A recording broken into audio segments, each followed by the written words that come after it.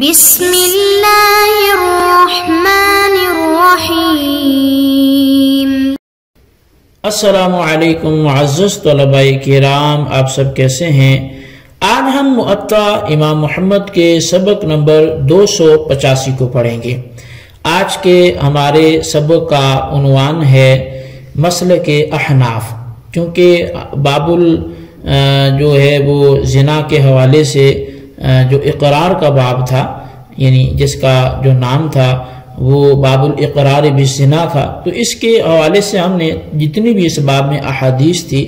وہ ہم نے گزشتہ سبق میں پڑھ لی، ان کا ترجمہ بھی ہو گیا، عبارت بھی ہو گئی۔ تو آج کے سبق میں ان احادیث کے تحریر کرنے کے بعد امام محمد رحمۃ اللہ علیہ نے جو مسلک احناف کو بیان کیا تھا، اور اسی طرح مسلک احناف کے ساتھ ساتھ اس پر جو قیل و قال ہے، جو اس کی تشریح اور توضیح ہے، اس پر بھی ہمارا بھی کوئی کلام نہیں ہوا، تو یہ دونوں باتیں آج کے ہمارے سبق کا حصہ ہوں گی۔ قال محمد وبهذا كله نأخذ ولا يحد الرجل باعترافه بالزنا حتى يقر 4 مرات في 4 مجالس مختلفة، وكذلك جاءت السنة لا يؤخذ الرجل باعترافه على نفسه حتى يقر بالزنا 4 مرات، وهو قول أبي حنيفة والعامة من فقهائنا، وإن أقر 4 مرات ثم رجع قبل رجوعه وخلي سبيله۔ امام محمد رحمۃ اللہ علیہ آپ بیان فرماتے ہیں کہ ہمارا یہ مسلک ہے کہ آدمی کو اس کے اقرار بالزنا پر حد نہیں لگائی جائے گی، یہاں تک کہ 4 مرتبہ 4 مختلف مجالس میں اقرار نہ کرے۔ یوں ہی سنت مبارکہ ہے کہ آدمی کو اس کے اعتراف پر مواخذہ نہیں کیا جائے گا، یہاں تک کہ وہ 4 مرتبہ اپنے بارے میں اعتراف کرے۔ یہی قول امام اعظم امام ابو حنیفہ رضی اللہ تعالیٰ عنہ اور ہمارے عام فقہائے کرام کا ہے۔ اور اگر کسی شخص نے 4 مرتبہ اقرار کرنے کے بعد پھر رجوع کر لیا تو اس کا رجوع مقبول ہوگا اور اس پر حد جاری نہیں ہوگی۔ اس باب میں امام محمد رحمۃ اللہ علیہ نے 7 عدد احادیث اور آثار جمع فرمائے ہیں، جن کی تفصیل ابواب حدود الزنا کے قریب میں ہی یہ ہم پڑھائے اور گزر چکے، تو لہٰذا ان کے اعادے کی ضرورت نہیں ہے۔ لیکن ان مذکورہ احادیث اور آثار میں چونکہ چند نئے الفاظ بھی منقول ہیں جو تشریح کے متقاضی ہیں، تو اس لیے اب ان کی وضاحت جو ہے، یعنی جو گزشتہ ہمارا باب چلا، گزشتہ سبق میں اس کی ہم نے حدیث پڑھی اور آج اس پر امام محمد کا نظریہ پڑھا، تو اس حوالے سے کچھ باتیں جو ہیں وہ وضاحت کی جائیں گی۔ غیر شادی شدہ زنا کرے تو اس کو 100 کوڑے مارے جائیں اور 1 سال کے لیے شہر بدر یا جلا وطن تعزیراً کیا جائے۔ اچھا، سورۃ مذکورہ میں 100 کوڑوں کی حد ہونے پر تو تمام علماء کا اتفاق ہے، لیکن 1 سال کی شہر بدری یا جلا وطنی یہ بعض ائمہ کے نزدیک یہ حد کی جز ہے، یعنی حد میں داخل ہے، اور امام اعظم امام ابو حنیفہ رضی اللہ عنہ کے نزدیک حد صرف 100 کوڑے ہی ہے۔ سال بھر کے لیے شہر بدری یہ صرف بطور تعزیر ہو سکتی ہے، جس کا مدار جو ہے وہ قاضی کی ثوابدید پر ہے، خواہ وہ اسے سال بھر کے لیے یا اس سے کم و بیش وہ اسے شہر بدر کر دے، اسے اختیار ہے۔ اور قاضی صاحب 100 کوڑے لگوائیں گے، یعنی اس پر 100 کوڑے مارے جائیں گے اس حد جس پر لگے گی، تو اگر قرائن اور شواہد سے پتہ چلے کہ 100 کوڑے کھانے کے بعد وہ راہ راست پر نہیں آیا، تو پھر اپنی ثوابدیدی اختیارات کے تحت اسے زانی کو کوئی سی بھی سزا بطور تعزیر وہ دے سکتے ہیں، اور اگر راہ راست پر آ جائے تو 100 کوڑے لگانے پر اکتفا کر لیا جائے گا۔ گویا جن احادیث میں سال بھر کی جلا وطنی کا ذکر ہے، امام اعظم امام ابو حنیفہ رضی اللہ عنہ کے نزدیک وہ ازرو سیاست ہیں، اور اس کے علاوہ دیگر محدثین کرام نے اس حدیث پاک کو کہ جس میں کوڑوں کی سزا کے ساتھ ساتھ جلا وطنی کا بھی ذکر ہے، اسے منسوخ قرار دیا ہے، اور اس پر بھی یہ آپ اس کی تفصیل جو ہے وہ ملاحظہ کر سکتے ہیں۔ یہ جائز نہیں ہے کہ خبر واحد کے ساتھ آیت کریمہ کے حکم میں زیادتی کی جائے یا اس مطلق کو مقید کیا جائے۔ اللہ تبارک و تعالیٰ نے جو کلام پاک میں فرمایا الزانیۃ والزانی فاجلدوا کل واحد منہما 100 جلدۃ، اب اس آیت میں صرف 100 کوڑے لگانے کی سزا کا وہ صراحتاً ذکر ہے کہ زانیہ اور زانی ان میں سے ہر ایک کو 100 کوڑے مارو۔ اب جلا وطنی کا نام و نشان تک بھی آیت میں نہیں ہے۔ اب اگر خبر واحد کے ساتھ اس آیت مذکورہ میں 100 کوڑوں کے ساتھ ساتھ جلا وطنی کی زیادتی بھی کی جاتی ہے تو یہ نسخ کو واجب کرتا ہے، اور یہ بات مسلمہ ہے کہ خبر واحد کے ساتھ آیت میں زیادتی جائز ہی نہیں ہے، اور پھر خاص کر اس صورت میں کہ جب خبر واحد کی تعویل صحیح بھی ہو سکتی ہو۔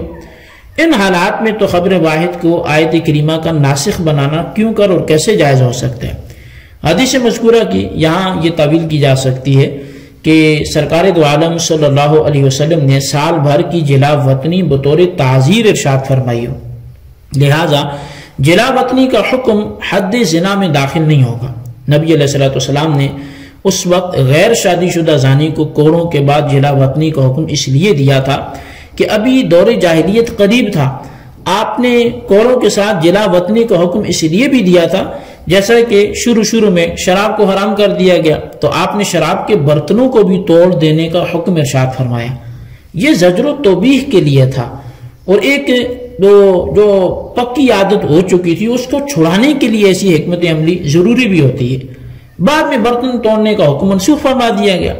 کیونکہ اب وہ عادت جو ہے وہ نہیں رہی تھی اور زمانہ جاہلیت سے دوری آتی جا رہی تھی۔ اس کے علاوہ بھی یہ امر بھی ایک مسلم حقیقت ہے کہ اس حدیث کے بعد آیت رجم نازل ہوئی ہے، اور اس کی دلیل یہ ہے کہ نبی علیہ السلام نے ارشاد فرمایا کہ خذوا عنی قد جعل اللہ لہن سبیلا، مجھ سے حکم خدا بندی سن کر عمل کرو، اللہ تعالیٰ نے ان عورتوں کے لیے چھٹکارے کا رستہ بنا دیے، یعنی غیر شادی شدہ مرد اور عورت کے ارتکاب زنا کی حد اللہ تعالیٰ نے عطا فرما دی ہے، اور وہ 100 کوڑے ہے، یہ حکم ویسے تم سن لو۔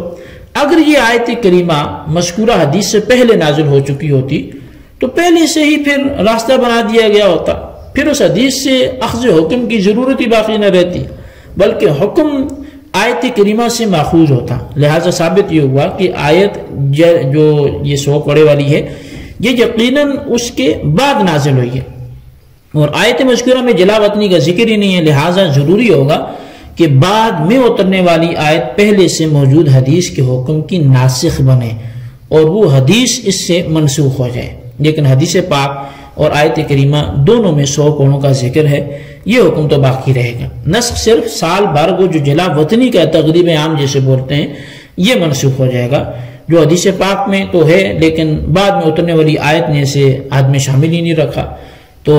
بہرحال امام جساس نے اس حوالے سے جو لکھا وہ بھی یہ ہے کہ ان دلائل میں سے جو سال بھر کی جلا وطنی کی کو تعزیر میں داخل کرتے ہیں ان دلائل میں سے ایک دلیل یہ بھی ہے کہ حد کی ہمیشہ مقدار اور نہایت وہ معلوم ہوتی ہے، اس لیے حد کو حد کہتے ہیں، یعنی اس کی کوئی حد ہے، کوئی لمٹ ہے، کوئی مقدار ہے، کوئی انتہا ہے، اور ان مقادیر اور نہایات پر کمی بیشی جائز نہیں ہوتی، جتنی حد ہو اس کو اسی تک رکھیں گے۔ تو بس جب نبی علیہ السلام نے جلا وطنی کے لیے نہ کوئی معلوم جگہ ذکر فرمائی اور نہ ہی مسافت کی مقدار معین فرمائی اور نہ ہی یہ ذکر فرمایا کہ گھر سے کتنی دور بھیجا جائے، تو ان باتوں کے ذکر نہ کرنے سے ہمیں پتہ چل گیا کہ جلا وطنی بطور حد نہیں بلکہ یہ امام کے اجتہاد اور اس کی رائے پر موقوف ہے، جیسا کہ بقیہ تعزیرات موقوف ہوتی ہیں۔ جب جلا وطنی کی مقدار معلوم نہیں ہے تو اس کی مقدار بھی امام کی رائے کے سپرد ہوگی، اور اگر جلا وطنی بھی حد میں شامل ہوتی تو لازماً نبی علیہ السلام اس جگہ کی مسافت بیان فرماتے جہاں اسے بھیجنا مقصود ہوتا، جس طرح آپ نے جلا وطنی کی مدت 1 سال بیان فرما دی ہے۔ تو بہرحال اب یہ آپ نے اس حوالے سے کافی چیزیں سنی ہیں، لیکن حد یا تو اقرار سے واجب ہوتی ہے یا گواہی سے واجب ہوتی ہے۔ اگر اقرار سے ہو تو 4 مرتبہ اقرار کرنا معتبر ہوگا، یہ مسلک حکم ابن ابی لیلہ اور فقہائے احناف کا ہے، اور حسن، حماد، امام مالک، امام شافعی، ابو ثور، ابن منذر یہ کہتے ہیں کہ 1 مرتبہ اقرار کرنے سے بھی زانی پر حد لگائی جائے گی،